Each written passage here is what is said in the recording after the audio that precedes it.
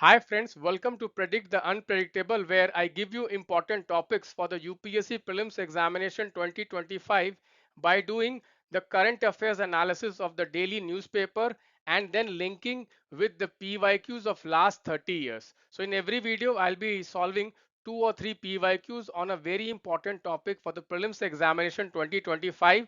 Guys, today's topic is very important. I strongly feel that this topic which I'm going to discuss today is going to come in the prelims examination 2025.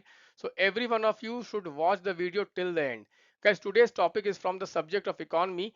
Guys, recently in the budget, government has said that it is going to move away from the fiscal deficit target after 2025-2026. Guys, you can see already in 2018, UPSC has asked a question on the FRBM Act. It is very important. Already UPSC has asked a question on FRBM Act, and this is a very high chance that UPSC is going to repeat this question because guys, FRBM Act was introduced in the year 2003 and we are in 2024, so it's around 20 years of the FRBM Act, so it becomes very important.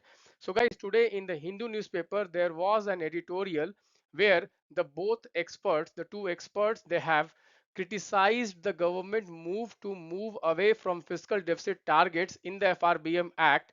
They have given reasons why the fiscal deficit target should not be diluted because fiscal deficit leads to high inflation and leads to crowding out of private investment, which will hurt economic growth. Rather than what government is trying to do is that government is trying to dilute this fiscal deficit target and government is going to move towards the debt to GDP target. Guys, as per the authors, guys, India at present also does not have very high debt to GDP ratio. If you compare it to the developed world, our debt to GDP ratio is below 100%. But if you compare our interest payment to the revenue receipt ratio, our ratio is very high than the developed world. In the developed world, it is around 5 to 6 to 8% in Japan, but for India, it is around 24%, which is very high. Guys, so we are going to see this topic. Guys, you can see the FRBM Act was introduced in the year 2003. The idea was to contain fiscal deficit and bring fiscal prudence. So as per the FRBM Act, the target was that fiscal deficit should be contained within 3%. The aim of the FRBM Act was to basically maintain macroeconomic stability in the longer terms, maintain intergenerational equity in the fiscal management, better coordination of the fiscal and monetary policy, and long-run macroeconomic stability. In the FRBM Act, the government was mandated to keep the fiscal deficit below 3% of its gross domestic product more than 2 decades after the law came into effect, and for the reasons both within and beyond the control of the government, the center has not been able to meet the target even once. In FY19, the deficit came close to 3.4%, but the pandemic that followed pushed the deficit to 9.2% in FY21.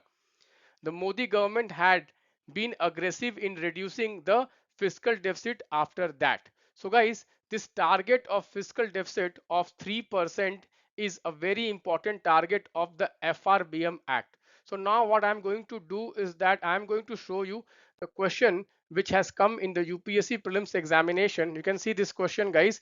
Consider the following statement: the Fiscal Responsibility and Budget Management Review Committee, which is the NK Singh committee, has recommended a debt to GDP ratio of 60% for the government combined by 2023, comprising 40% for the central government and 20% for the state government. This is correct. Second statement says that the central government has domestic liabilities of 21% of the GDP as compared to 49% of the GDP of the state government. This is incorrect, guys. Why? Because I think for the central government is around 40% and for the state government is around 23%. So this is incorrect. Third statement: as per the Constitution of India, it is mandatory for the states to take government consent, central government consent for raising loans if former owes liabilities to the later. This is also correct as per the Article 293 of the Constitution, which governs the borrowings of the state. So Article 293 is very important. So the answer becomes 2 and 3. The answer becomes, sorry, answer becomes 1 and 3. Okay, answer becomes 1 and 3. Let me just erase this. Answer becomes 1 and 3. The statement 2 is incorrect. Guys, anyways, whenever facts are given, generally facts are wrong. Okay, so there is a high chance that, okay, this factual statement is correct. So what they have incorrect. So guys, what they have done, they have just changed this ratio. Okay, so guys, let me just share with you some of the details of the FRBM Act which can be asked in the UPSC prelims examination next year. So guys, as per the FRBM Act 2003, government intends to bring transparency and accountability in fiscal management. As per the act, the revenue deficit of the government has to come to zero and the fiscal deficit has to come to 3% of the GDP. So this is very, very important.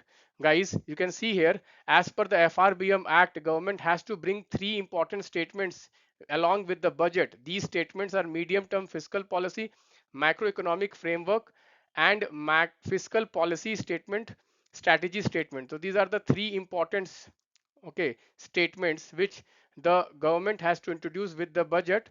Later on, guys, they have added one more statement. You can see here, medium term fiscal policy statement. So this is very, very important. So in 2016, government set up this NK Singh committee to review the FRBM Act, and the NK Singh committee has recommended that the debt to GDP ratio for the entire country should be 60%. For the central government, he gave a target of 40%, and for the state government, he gave a target of 20%.